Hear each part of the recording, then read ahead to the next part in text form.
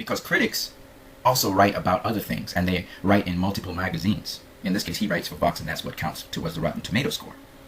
Now, I'm going to go even deeper right now. I'm going to explain to you where this guy's coming from. We already know he's a Marvel fan. How many positive things he says about Marvel. He's also a guy who's a proponent of women. He has a lot of positive things to say about women-featured comic books.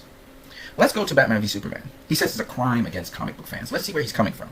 The darkest moment of Batman v Superman Dawn of Justice is a montage of Bruce Wayne, played by a motive rectangle of muscle and tendons known as Ben Affleck, prepping for his Superman fight during CrossFit. The sequence takes place in the Batcave to ostensibly camouflage the sound of Wayne's weighted pull-ups and the percussion of steel weights dropped over and over. Wayne pushes a resistance sled, the kind you see in football movies, like The Blind Side, and then swings a sledgehammer at it a few times. I don't completely understand how performing these exercises was supposed to help him defeat a bulletproof deity who can melt faces. But then again, I'm not really familiar with the latest in CrossFit trends. So he starts off by saying that montage of Ben Affleck training for Superman is useless. Let's go into why he's wrong. And I did a video on this. You can go ahead and check it out.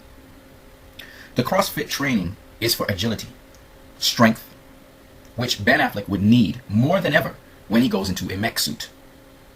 So that this guy who rates this movie, by the way, 2 out of 5, which is seen right here, has to either be very naive or he's looking to mislead by saying that a guy training the hardest he can train in his life, being an old Batman to start, and Bruce Wayne always training with weights, always crossfitting, always building his stamina. If you go and watch the animated series of Batman, if you look at Batman and Robin, Robin's always fighting a number of different opponents. He's always building his strength. He's always building his stamina. This is something where Batman's about to face a god.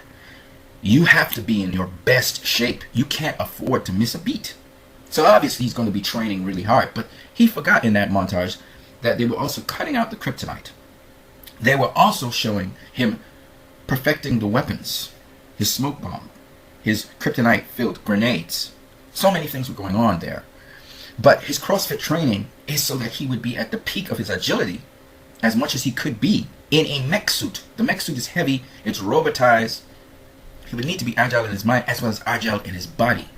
And while he had the assistance of robots to help him in the mech suit, this is not an Iron Man suit where it just appears out of nowhere and fits your body, which is ridiculous. That notion that is in Iron Man is so superficial and superfluous. It looks great, but it makes no sense. In this movie, things make sense. What would happen if you had to wear a mech suit with an exoskeleton that assists you in movement? Your speed's going to decrease. You're going to need to have really fast reflexes. You will need to be in the peak of your shape so you can absorb punches, absorb whatever trauma comes your way. So either this guy is playing naive, but from his writing and so on, I can tell he's not naive. I think he intended to mislead. Let's move on. Unfortunately, the scene is pretty representative of Batman v Superman's quality. Allow me to let you down easy. Remember, this guy is seeing the film before everybody else sees the film. Batman v Superman Dawn of Justice, Warner Brothers' most anticipated superhero slugfest in history, is not great. The goodwill that Christopher Nolan, Christian Bale, and the late Heath Ledger fostered in the studio's Dark Knight trilogy feels like a relic from eons ago. So he's comparing this film to a Batman film. This is Batman v Superman. He's comparing it to a Batman film. I'm deconstructing him so you can see how he's playing with your mind. If you're going to sit down and listen to reviews of Batman v Superman, it's going to depress you when you hear these things. And you're going to go into the film angry and looking to pick flaws. The final movie in that trilogy, 2012's The Dark Knight Rises, isn't even 5 years old. So this guy, he's deifying Christopher Nolan's Dark Knight trilogy, and I gotta be honest with you. I don't know about other people, but I didn't like the Batman in that trilogy. I hated it. Nolan gave some backstory, but to me, the trilogy was bland. The only corrections that made that trilogy something were Heath Ledger's Joker, which was a fantastic job he did. Made Christian Bale look stupid as Batman. Alright? That's it. Harvey Dent performed quite well as well, how he transformed, but still, the thing that made that trilogy what it was Heath Ledger. The Bat, which is like the Bat Wing. The Bat was one of the most ridiculous designs I've ever seen. And it has nothing to do with Batman's mythology. The fight scenes in that movie were ridiculous. None of them make sense if you really break it down. And the plot and the storylines of these movies, while intriguing, were long and laborious. The best one was The Dark Knight. And that was because of Heath Ledger. And the story was great. But Nolan's first story, Batman Begins, while it does add to the mythos and gets us to understand what happened to Batman between the time he was Batman and between the time when he was a kid and his parents died. I love that. And how he got his training, etc. Don't get it twisted. The movie wasn't all that.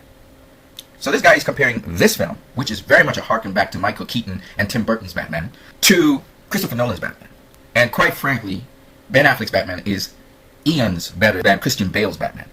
The few bright spots of 2003's Man of Steel, Kevin Costner and Diane Lane's humanizing portrayals of Pop and Mark Kent, Amy Adams, Lois Lane, and the initial awe of Superman taking flight are a distant memory. In their place is a stink bucket of disappointment, a sad and unnecessary PG-13 orphan fight that director Zack Snyder believes is an homage to DC Comics' most iconic heroes, but is more along the lines of a home invasion perpetrated on comic book culture, save for one absolutely glorious moment that Snyder and friends may have accidentally locked into. Batman v Superman fails to deliver on its promise. So he's trashing the film. You read a review like this where someone's trashing a film before it even comes out, you're going to have negative sentiments. And this is why I told you, this was an orchestrated thing. There was hate for this film way before. You saw where this guy was even anticipating looking to lash out at this film when he said Ben Affleck says this is a good movie. I hope he's right. He's clearly saying this is not a good movie. And he already made up in his mind to trash this film. The pathology of Batman and Superman fighting always leads to a man named Frank Miller. In his iconic comic book, The Dark Knight Returns, 1987, Miller, bending the comic book rules of time and space, makes Batman an older man living in dystopian Gotham City. Superman, meanwhile, is the obedient muscle of the government. Miller uses this backdrop to contrast their very different ideologies of justice and goodness, and in turn spur their fistfight. So he's saying Superman, he's the Boy Scout, so he's doing what the government tells him to do, even though some of it is really crazy. And the government, by the way, was Lex Luthor. And Batman realizes you have to take the fight, you have to rebel. So Batman resisting. If you go read the comics, pretty good. Now, in Batman v Superman, just so you guys would know, it's a flip. Lex Luthor is controlling Batman. And Batman sees Superman as a potential threat. Whereas Superman saw Batman as a potential threat on behalf of the government in The Dark Knight Returns. Batman sees Superman as a threat. So what Zack Snyder did was he flipped it. And he gave Batman a very good reason for thinking so, because he saw people die in Metropolis, and people very close to him also die in Metropolis. Though Miller's DKR isn't the only comic book story that pits the two heroes against each other, it is not even official canon. It boasts their most iconic fight. It sets up the very real idea that two men, perhaps the very best men, can have vastly different views on what a good world looks like. Snyder himself has spoken about how much DKR influences Batman v Superman. I was talking to Frank about it. Dark Knight Returns was such a big influence on me that I wanted to honor him through imagery in the movie, he told Comic Book Resources in 2015. You could still make Dark Knight Returns into a movie if you want. The visual elements, there are some that I homage, but I don't think the movie is an adaptation of The Dark Knight Returns. Snyder wasn't lying. The story he created is much different. Batman v Superman takes place a year and a half after Man of Steel. Superman is a hero, but despite his meticulous side part, perfect teeth, and poreless skin, people are starting to realize that a godlike being could be a liability when it comes to foreign policy, sovereignty, and due process. Bruce Wayne, who has seen firsthand the devastation that Superman can cause, is one of those people. Here's where he starts to trash it. The reason Wayne wants to fight Superman is that Superman caused too much damage to Metropolis.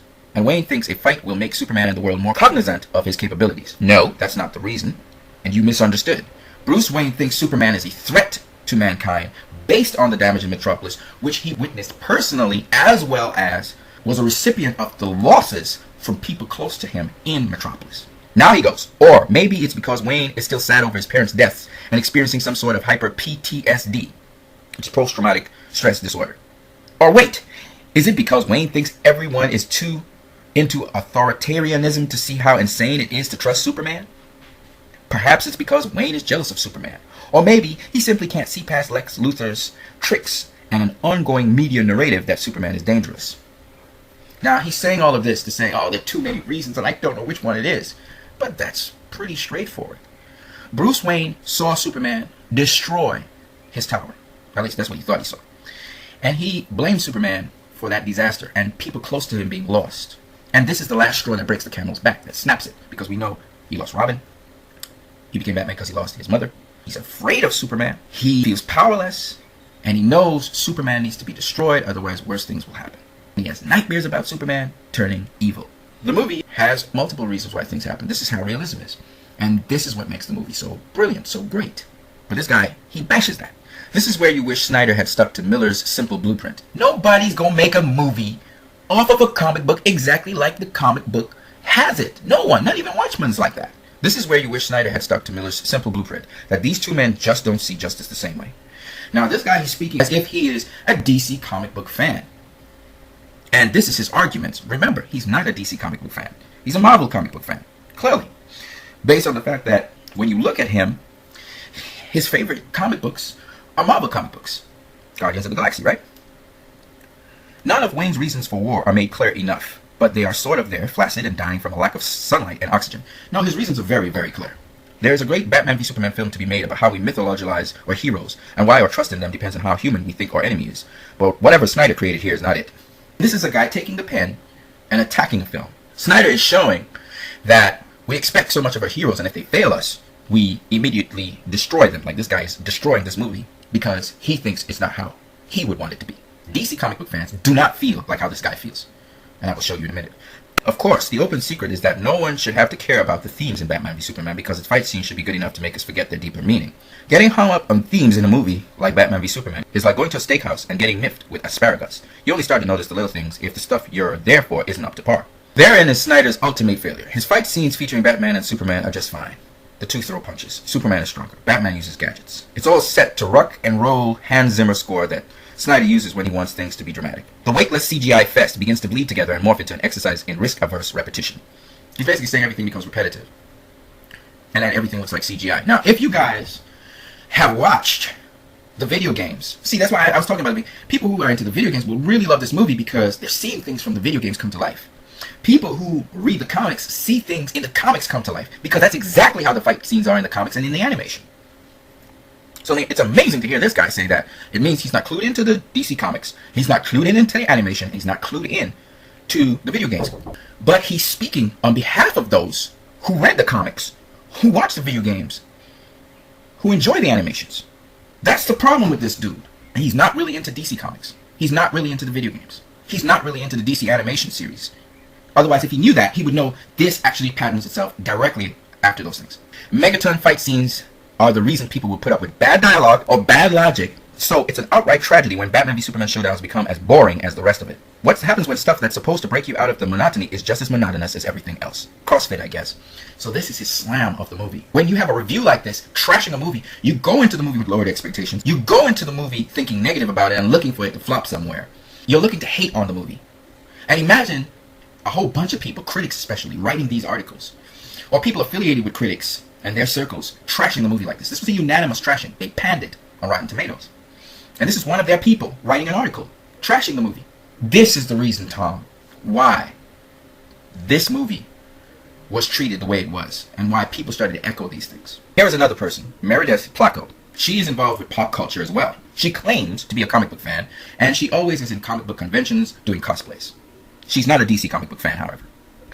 So here she is. This is Meredith Placco. Now, she's not a critic on Rotten Tomatoes, but she is a sort of critic. Okay. So these are some of the stuff that she's interested in. Warcraft, which is coming out this year.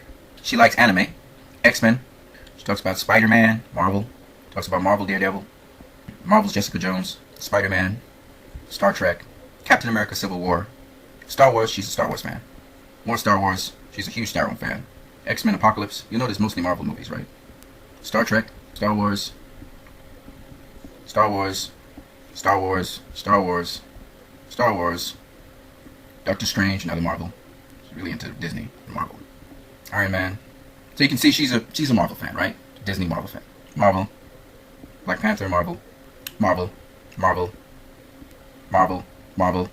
Cyberpunk. That's a video game. So she knows a little thing or two about video game. Mortal Kombat. Another video game. Marvel. Disney. Marvel. So, for the first time, they're now actually talking about Batman v Superman. What did she say? Batman v Superman, Dawn of Justice review. Comic book fans and critics will hate it, but it's not for them. So this person, she likes anything that's in Disney's franchise. She writes this article on March 22nd, 2016, after viewing this film, and she trashes the film as well. These are the people, my friend, who are writing about this movie. They're not DC comic book fans, or of comic books for that matter. They are Marvel fanboys who like Marvel and Disney. And these are the people writing here. So they don't really represent these people. But when these people, when comic book fans, DC and otherwise, read these articles, it affects them on their view going in to see a movie. It's just the way how things are. And her content is very, very sarcastic and basically goes along the lines of the other guy. So I won't explore it. You can go ahead and read the article if you want for yourself.